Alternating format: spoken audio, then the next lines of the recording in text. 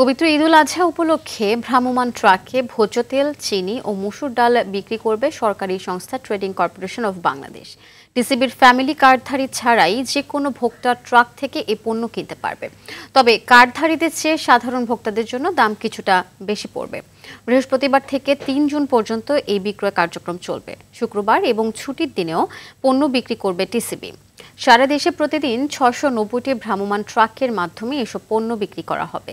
এর মধ্যে ঢাকায় ৫০টি, চট্টগ্রামের ২০টি, অন্য ৬টি বিভাগীয় শহরে ১০টি করে এবং অবশিষ্ট ৫৬টি জেলা শহরে ১০টি করে ট্রাকে সাশ্রয়ী মূল্যে ভোজ্য তেল, চিনি ও মসুর ডাল বিক্রি করা হবে।